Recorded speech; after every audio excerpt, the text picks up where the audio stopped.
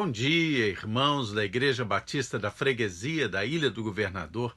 Bom dia para você que nos assiste através do YouTube nesta manhã de domingo, no nosso culto matinal. Muito bem-vindo. Espero que você tenha estado na Escola Bíblica Dominical pelo Zoom, um pouco antes das 9 horas, e que agora esteja conosco aqui neste momento de oração e de pregação da Palavra de Deus.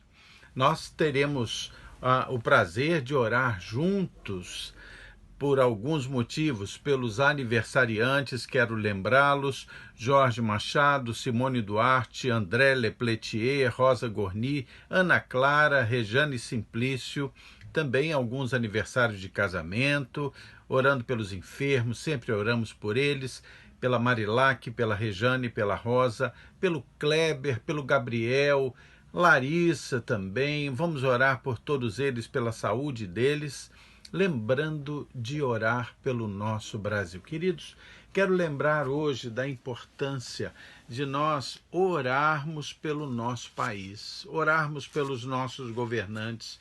Quero lembrar você o conteúdo de um texto aqui na Bíblia. Abra a sua Bíblia aí em 1 Timóteo, no capítulo 2, versículos 1, 2 e 3. 1 Timóteo 2, 1, 2 e 3. Leia comigo, vamos prestar atenção nisso. Antes de tudo, pois, exorto que se use a prática de súplicas, orações, intercessões, ações de graças em favor de todos os homens, em favor dos reis e de todos os que se acham investidos de autoridade, para que vivamos vida tranquila e em paz, com toda piedade e respeito. Isso é bom e aceitável diante de Deus, nosso Salvador. Queridos, que tempo importante de orarmos pelo nosso país, pelas autoridades do nosso país. Vivemos um momento estranho, um momento de abuso de autoridade, um momento de transgressão à Constituição. Temos visto isso repetidamente, um momento de inversão de valores, momento em que os valores da família, os valores da fé cristã têm sido profundamente atacados. Queridos, é tempo de nós orarmos pelos nossos dirigentes, pelas autoridades do nosso país. E o texto fala que nós devemos orar por todos, orar pelos bons dirigentes, orar pelos maus dirigentes também, porque todos eles necessitam da ação de Deus sobre eles. Não há como não receber, não desejar a sabedoria vinda de Deus. Nós precisamos orar, sustentar os valores, os bons valores com as nossas orações, orar pelos nossos dirigentes. Então, nesta manhã, eu vou convidar vocês a que nós estejamos orando. Nós vamos ter um momento agora de oração, de súplica, de clamor pelo nosso Brasil, de clamor pelos nossos dirigentes, que Deus atue na mente, no coração dos dirigentes da nossa pátria, de todos os poderes, do poder executivo, do poder legislativo, do poder judiciário. Estamos vivendo um momento em que muitos destes que têm poder estão completamente perdidos, completamente às avessas. Nós vamos orar pela nossa pátria. Junte a família, junte aqueles que estão aí com você agora e nós vamos juntos orar. Feche seus olhos, vamos clamar a Deus. Querido Deus, nós estamos aqui na Tua presença, Senhor, reunidos, ainda que distantes, estamos reunidos, Senhor, em espírito. E nós suplicamos, Senhor, que o Senhor tenha misericórdia do nosso Brasil. Senhor Deus, fala à mente e ao coração dos dirigentes da nossa pátria. Todos aqueles que estão investidos de alguma autoridade, algum poder em todos os estratos da sociedade, na família, na igreja, nas escolas, nas universidades, nas casas legislativas. Senhor, abençoa também todos aqueles que compõem o executivo do nosso país, compõem aqueles que compõem o judiciário, Senhor, estes homens que têm os destinos das vidas dos cidadãos nas suas mãos. Senhor Deus, tem misericórdia do nosso Brasil, Senhor. Senhor, nós precisamos de paz, segurança política, segurança, Senhor, familiar, segurança religiosa e espiritual. Senhor, tem misericórdia de nós. Fala, Senhor, guarda, Senhor, sustenta os bons governantes, Senhor, e fala profundamente ao coração dos maus, para que eles se arrependam e sejam transformados, Pai. Tem misericórdia do nosso Brasil. Salva o nosso Brasil, transforma o nosso Brasil. Tem misericórdia, que a tua ira não seja derramada sobre o nosso povo e o nosso país, porque nós sabemos que o Senhor não tolera o pecado, mas derrama a tua graça sobre nós. Tem misericórdia. Ó Deus, usa a tua igreja para influenciar poderosamente, Senhor, este país.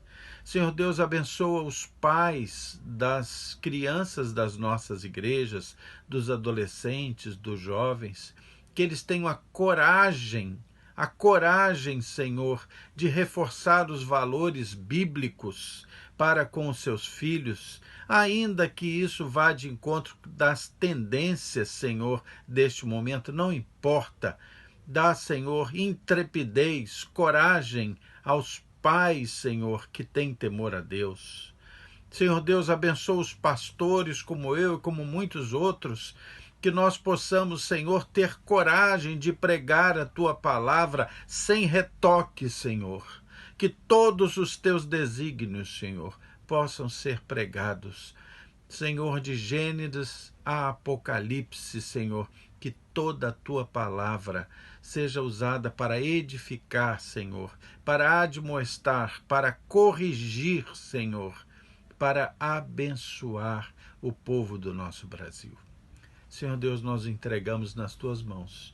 Eu suplico a tua unção, unção do teu Santo Espírito sobre mim, nesta manhã, para trazer a mensagem para o teu povo. Abençoa, Senhor, também a igreja reunida, todas as igrejas que estão reunidas presencialmente, inclusive a nossa igreja. Senhor, abençoa, Senhor, este povo querido da Igreja Batista da Freguesia, Pai. Em nome de Jesus. Amém. Queridos, Deus abençoe vocês. Nós vamos agora ter o nosso momento de louvor a Deus, de cânticos, e logo depois nós estaremos juntos aqui, lendo a palavra de Deus, pregando esta palavra, porque ela precisa ser pregada. Que Deus abençoe, que essa palavra seja pregada também às autoridades do nosso país. Agora vamos estar louvando a Deus, cantando em comunhão. Vamos estar lá com o nosso grupo de louvor, ainda muito desfalcado, porque vários dos nossos componentes do grupo de louvor estão doentes. Então ainda temos um grupo muito reduzido, muito pequeno, mas daqui a pouco nós estaremos completos, estaremos podendo presencialmente até louvar a Deus juntos. Vamos lá para o louvor desta manhã.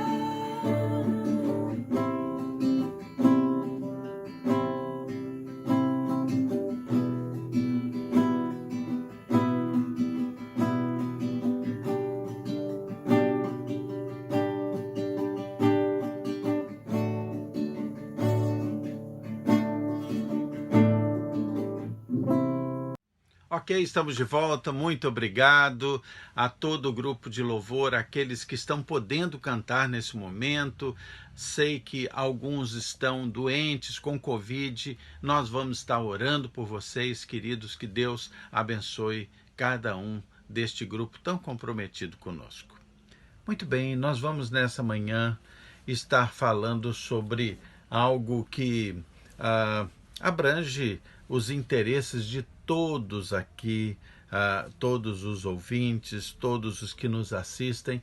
Vamos falar da questão família. Vamos falar de família. Família é algo que envolve a todos nós. Nós estamos, de alguma forma, sempre ligados à família.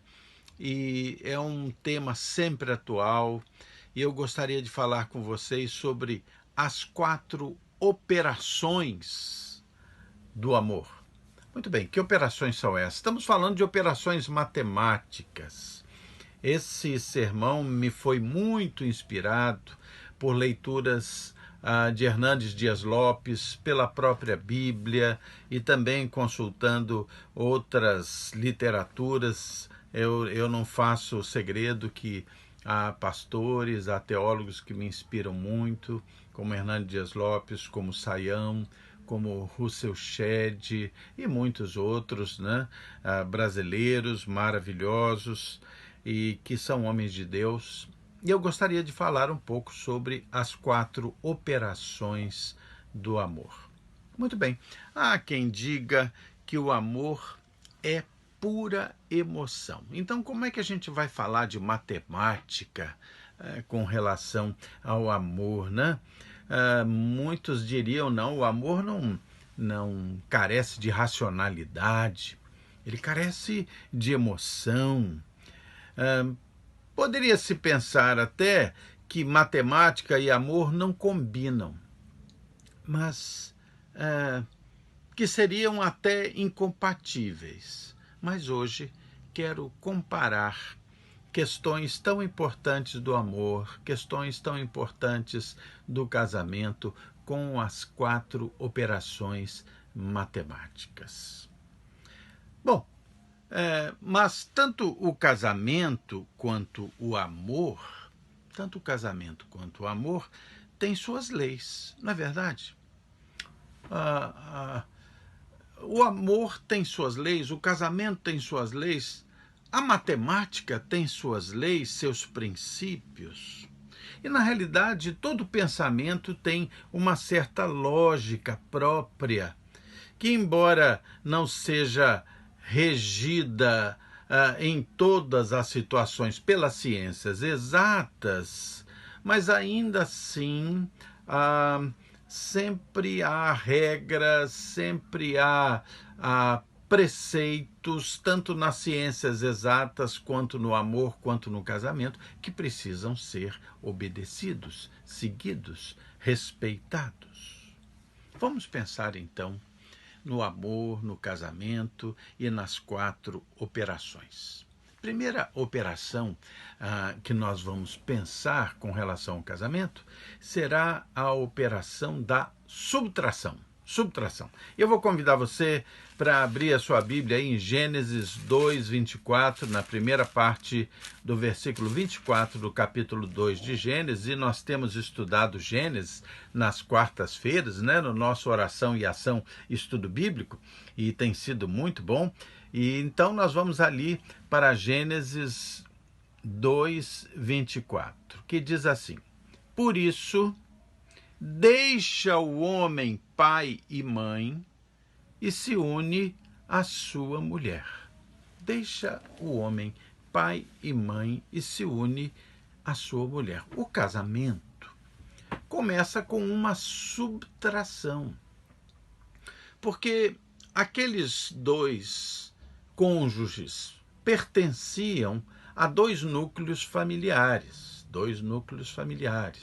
estavam habituados com o convívio com pai, com mãe, com todos aqueles que compunham aqueles dois núcleos familiares. E, de repente, aqueles núcleos familiares são subtraídos ou devem ser subtraídos do convívio constante desses dois cônjuges, marido e mulher. Quando o homem deixa pai e mãe, quando a mulher deixa pai e mãe para se unir à sua mulher, eles são dali subtraídos. É preciso deixar, é preciso subtrair, para depois, então, que eles se unam, formem um novo par, um par que se torna um. Pais precisam deixar que os filhos vão. Há pais que estão tão ligados a seus filhos, sejam eles homens ou mulheres, que eles têm uma grande dificuldade em deixar que os filhos vão para o casamento. Eles ficam presos àqueles filhos, ficam cuidando, interferindo todo o tempo. Não compreendem que é preciso subtrair para que haja um novo modelo de casamento. Pais precisam deixar os filhos irem. Um casamento precisa de exclusividade, de independência, de privacidade, de autonomia. Pais podem e devem até amar, aconselhar, mas jamais prender. É preciso deixar ir. Há que se formar um novo modelo. Uma das grandes questões que muitas vezes acaba trazendo conflitos nos casamentos, e isso é motivo do aconselhamento conjugal muitas vezes, é que os cônjuges não subtraem a família original da sua nova família, da família que ele formou ou ela formou se casando.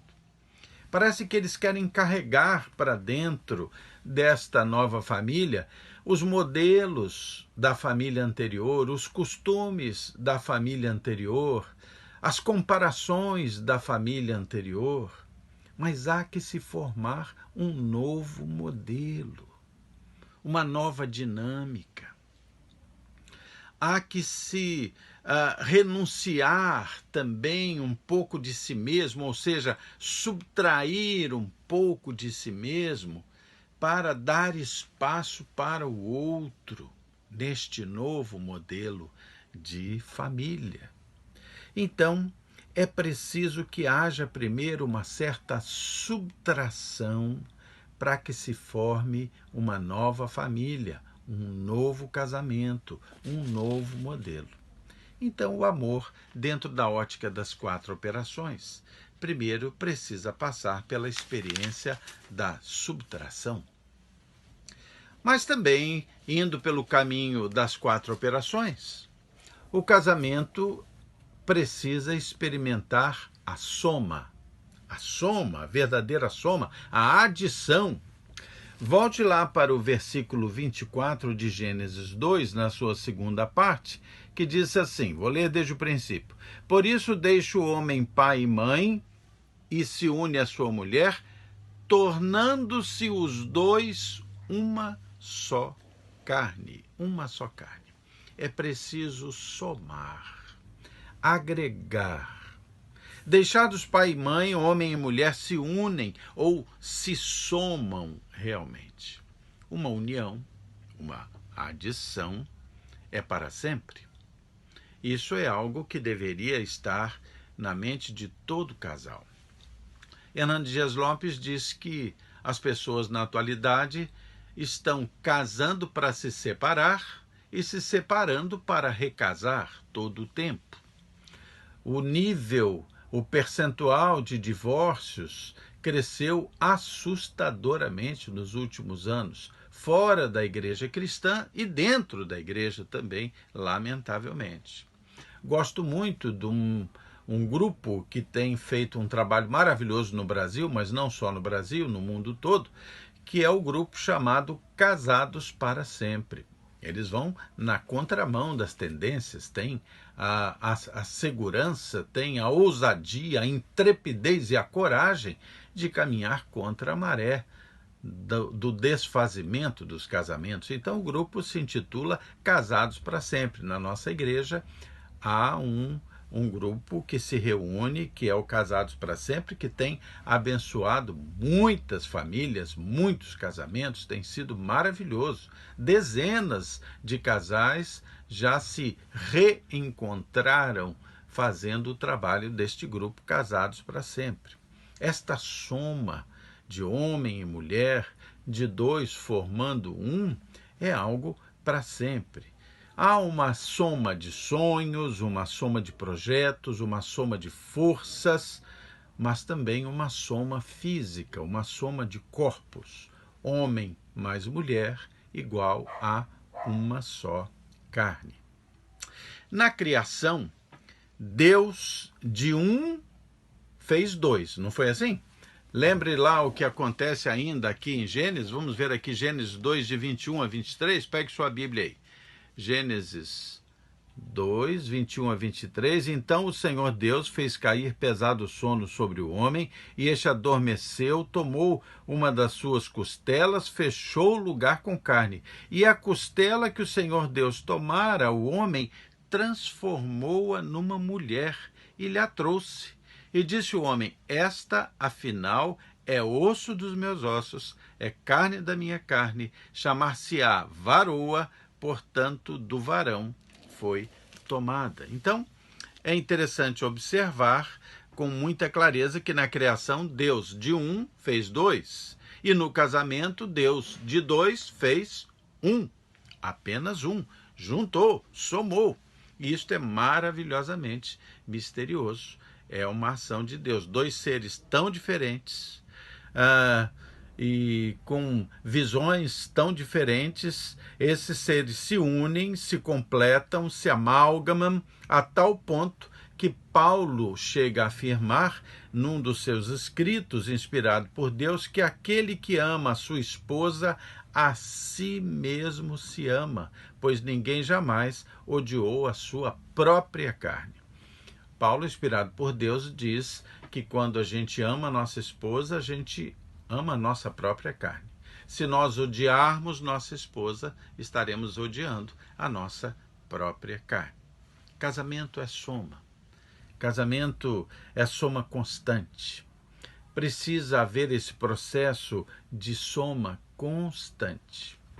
É preciso somar à nossa relação generosidade, somar amor, somar afeto, somar beijo, somar carinho, somar abraço, somar um cheiro, somar respeito, consideração, fidelidade. Casamento é um somar constante. Aliás, esse é um ponto interessante para se pensar. Muitas vezes nós olhamos para o casamento e pensamos assim: olha, eu quero tirar desse casamento toda a minha felicidade, eu tenho o direito de ser feliz. Né? Há pessoas que usam muito essa frase: eu tenho o direito de ser feliz. Eu quero dizer uma coisa para você. Se você olhar de forma egoística, a ponto de dizer assim: eu tenho o direito de arrancar deste casamento a minha felicidade, talvez não seja apropriado casar. O grande segredo do casamento não é subtrair. O grande segredo do casamento é somar. Quando os dois cônjuges se concentram em fazerem o outro feliz, então eles chegaram ao ponto melhor do casamento. É preciso ter o desejo de somar, de fazer o outro feliz. Quanto você adiciona ao seu casamento? Quanto você soma ao seu casamento? Quanto você investe no seu casamento? E quanto mais você investe, mais volta para você multiplicado a felicidade. O bem adicionado, ele se multiplica, e o mal adicionado também se multiplica. É preciso haver generosidade. Na medida em que você semeia um grão de milho à terra, a terra devolve a você uma espiga inteira. Há pés de milho que acabam devolvendo 2, 3 espigas num pé só, e tudo que foi plantado ali foi um grãozinho. O casamento precisa ter soma generosa, é preciso desejar, é preciso trabalhar para somar, para fazer o outro feliz. Mas se nós tratamos aí de 2 operações, agora nós precisamos pensar numa terceira operação. Já houve a subtração, né? Houve a subtração, nós tiramos da família original em que nós nascemos a presença constante de pai e mãe, e agora nós nos somamos ao nosso cônjuge, a esposa, o esposo, somamos, e agora é a hora de multiplicar. O casamento e a multiplicação. Quero convidar você para abrir a sua Bíblia no Salmo 127. Abra aí. Salmo de número 127, versículos 3 a 5. Salmo 127, 3 a 5. Achou? Você está melhor do que eu, agora que eu estou achando.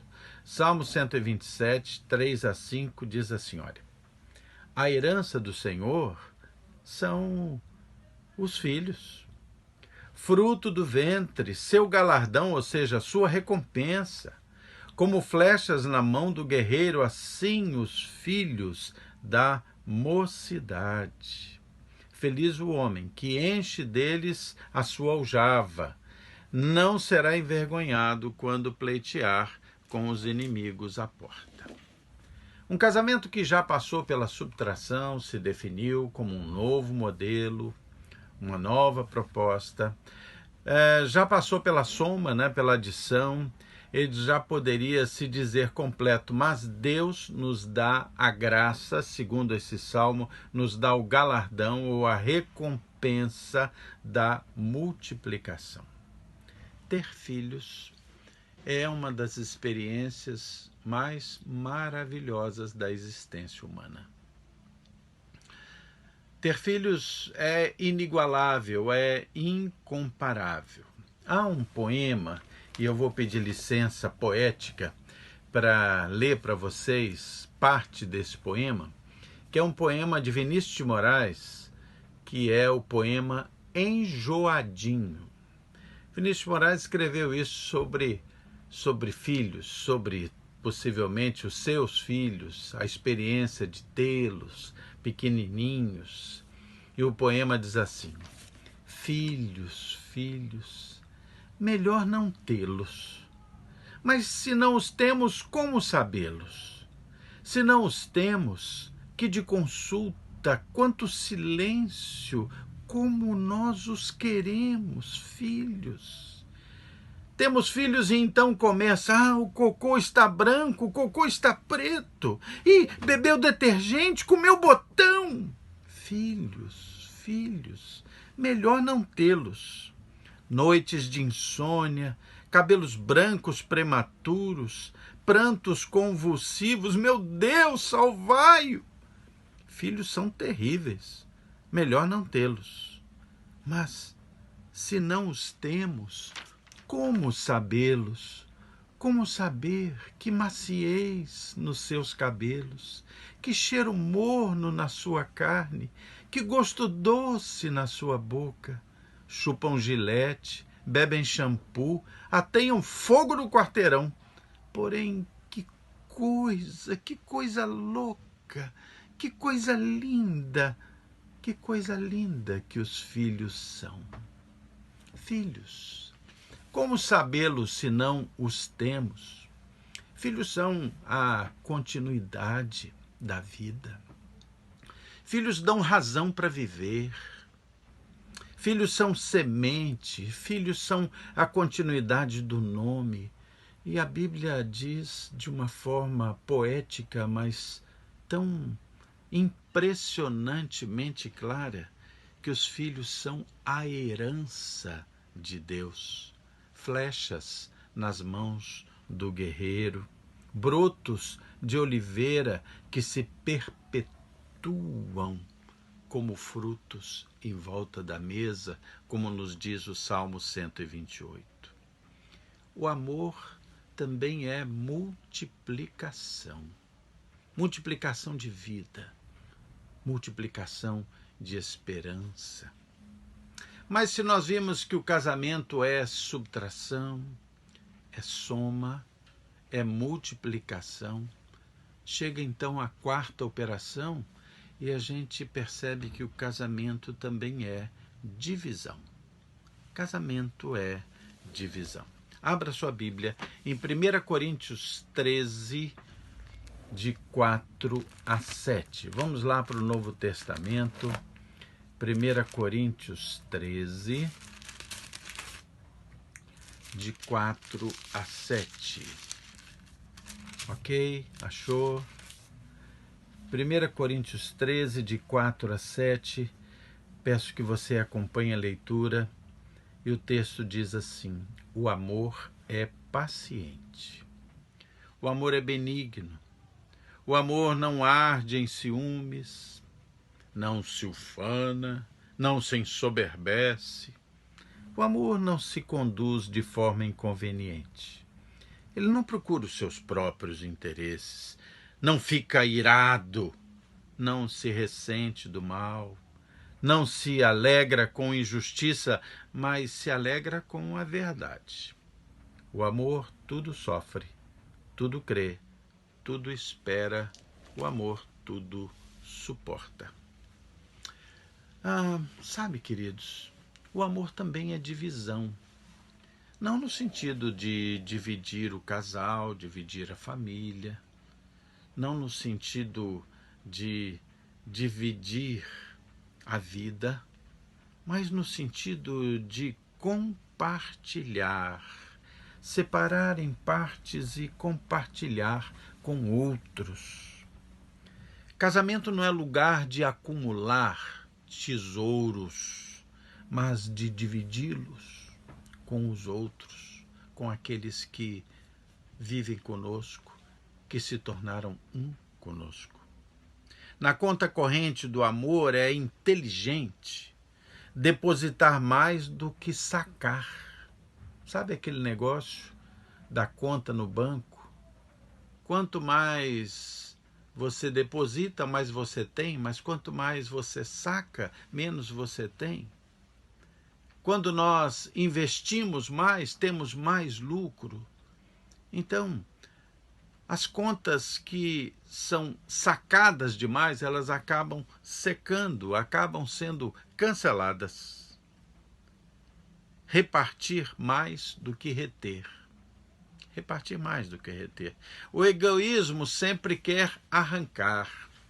Quer arrancar prazer, quer arrancar alegria, quer arrancar felicidade, mas o altruísmo quer depositar, quer dar, quer fazer feliz, quer dar amor, quer dividir. E vale a pena dividir. A mágica de casar para fazer o outro feliz é um acerto, é uma decisão assertiva maravilhosa. Dividir. Dividir a felicidade. Dividir as decisões. Dividir o poder dentro do casamento. Há pessoas que lutam, que brigam por poder dentro do relacionamento. Guerra de poder. Casamento não é lutar por poder, é lutar para cooperar. Quero chamar a atenção sua para Atos, capítulo 20, versículo 35. Venha comigo até o livro de Atos. Atos 20, 35. Esse texto é muito interessante porque talvez seja um dos pouquíssimos textos da Bíblia que traz alguma palavra dita por Jesus e que não foi registrada nos evangelhos. Atos 20, 35. Qual é o contexto aqui? O apóstolo Paulo está a caminho de Jerusalém. Paulo sabe que está esperando em Jerusalém um destino mortal. Ele sabe, isso já havia sido predito. Paulo está velho já está cansado, sofrido pela sua missão. Paulo então queria se dirigir aos líderes da igreja de Éfeso, que ele amava tanto.